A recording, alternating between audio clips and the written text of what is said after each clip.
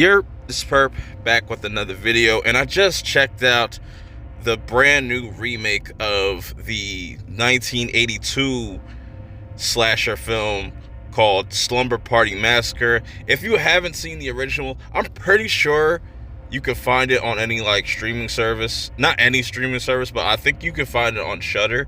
I'm pretty sure Shudder has the original. But this was on Syfy, which is an interesting choice. I would have put this on Shudder or something like that.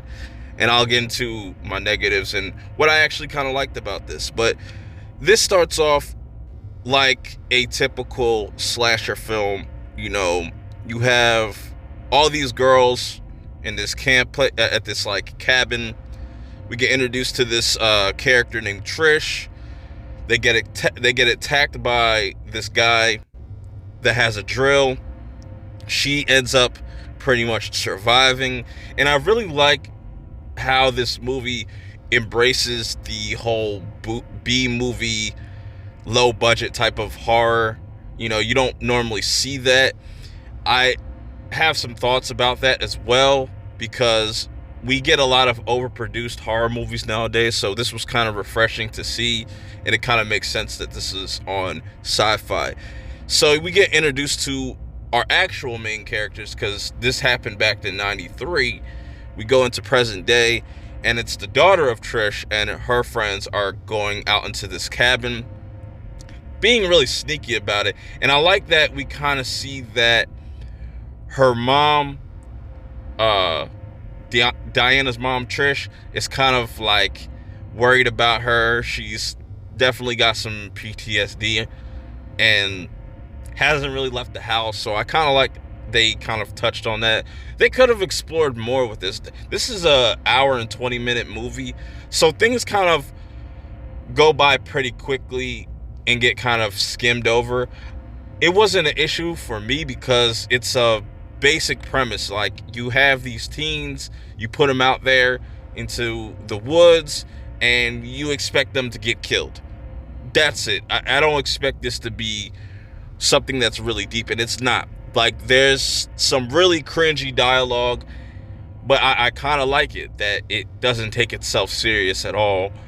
These main characters that we follow are not bright. They really make that clear right off the gate. The only character I could say that people would walk away actually liking, because they could actually relate to, is Alex. It's the little sister of one of the girls that were going on this trip. She snuck on. I kind of like how they did that. This movie takes a lot of interesting twists and turns, because you're thinking oh, they're just gonna pretty much do what they did in the original.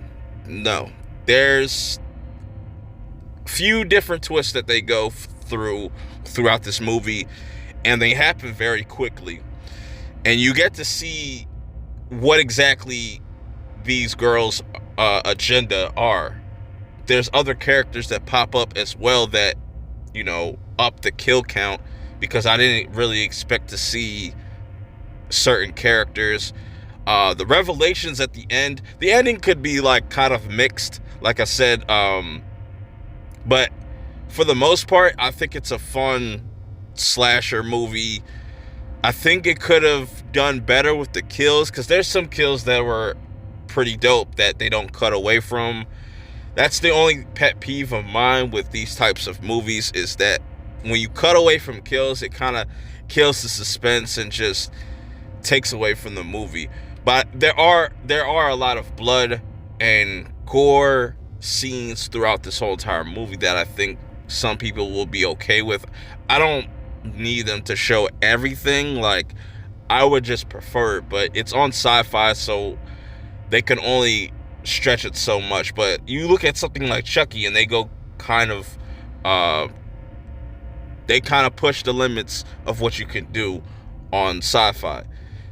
Overall, I appreciate what this movie was going for. I like the twists that came throughout the movie. I think they could have added 10 more minutes on here to kind of flesh certain things out. The editing is definitely a bit choppy. Maybe that's on purpose. I enjoyed it. Let me know if you've seen this.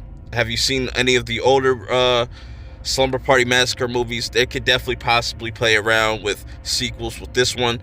But that's my take on this movie, and I will see y'all in the next video in the near future. Peace.